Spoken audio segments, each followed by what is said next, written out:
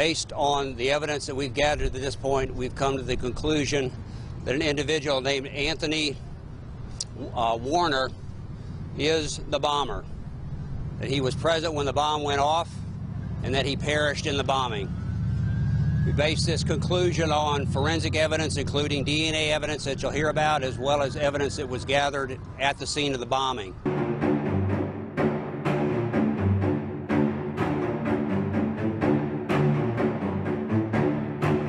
At approximately midnight Central Time, forensic scientists with TBI confirmed a match of the DNA at both locations belonging to the person of interest in this case.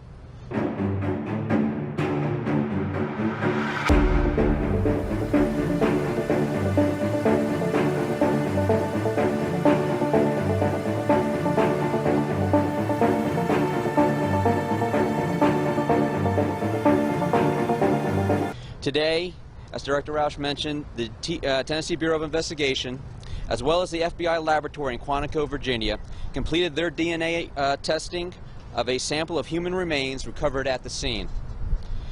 Those results were consistent with the suspect identified by U.S. Attorney Cochran. We're still following leads, but right now there is no indication that any other persons were involved.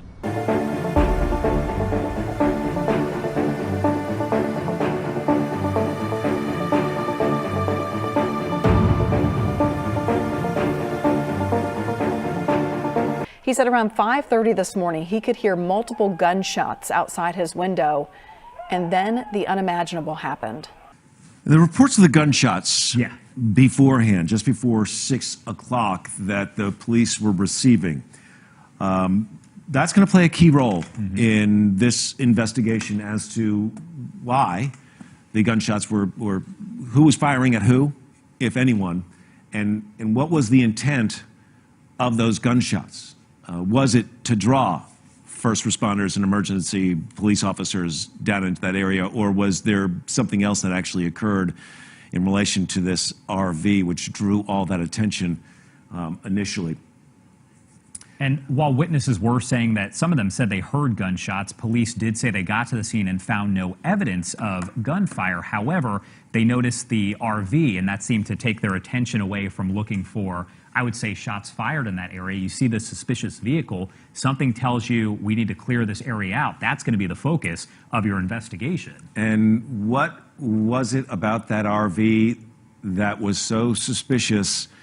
And if it's what we're hearing, it's odd. And obviously it was something that a professional police officer immediately said, get out. Let's clear this area out. Let's go ahead and take a listen to this.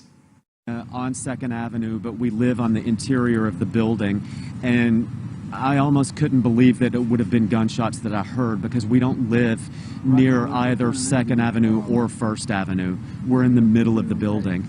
So I was perplexed, but thought, maybe it was somebody slamming doors or something. But then about 10 minutes later, there was a whole nother round of guns fire, this time more gunfire and louder. And we got scared and got up out of bed and barricaded our door to our apartment. And then about 15 minutes later, again, there was a whole nother round of gunshots. This time it was way, way more gunshots. The first time it was 3 shots. The second time it was 5 shots. The third round, it was probably about 10 or 15 shots. And we were petrified. We were sitting in our apartment with the door barricaded, with the lights out, not talking because we were scared to make noise.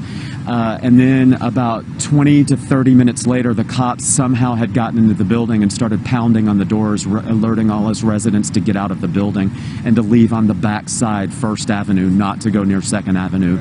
Needless to say, terrifying.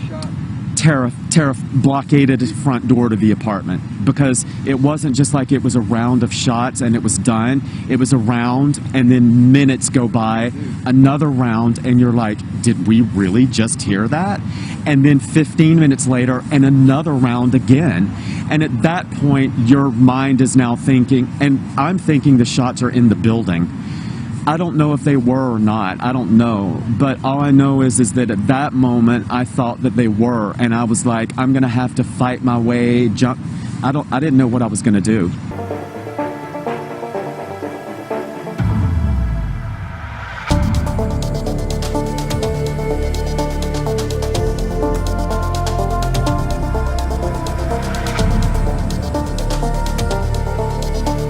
Yeah, well, what I was really concerned about was the fact that it is a really, really busy area, but also it was an hour that you shouldn't be hearing stuff like that.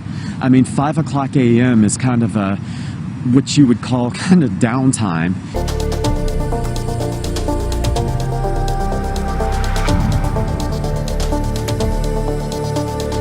First-hand account of what was going on 2nd Avenue, and this was not a bang-bang event, excuse the verbiage there, but this is something that was happening over a period of time where it sounded like he spoke of 3 different rounds of extensive gunfire going on minutes apart from one another as separate acts. And then at the end, perhaps the most stunning thing is that 30 minutes ahead of time, they knew it was a bomb.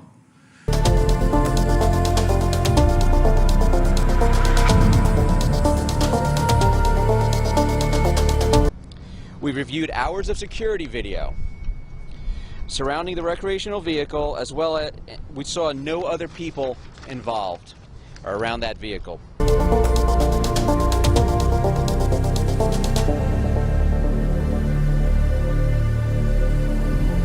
And we can tell you that Anthony Warner is the man believed to be responsible for this horrible crime. There is no indication presently that anyone else was involved in this crime.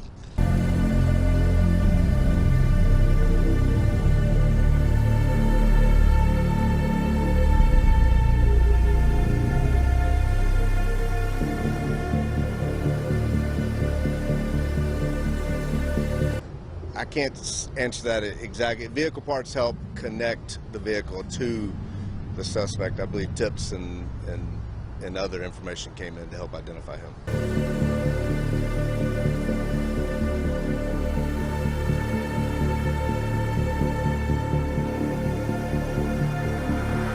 When we assess an event for domestic terrorism nexus, it has to be tied to an ideology. It's the use of force or violence in the furtherance of a political or social ideology or event. We haven't tied that yet.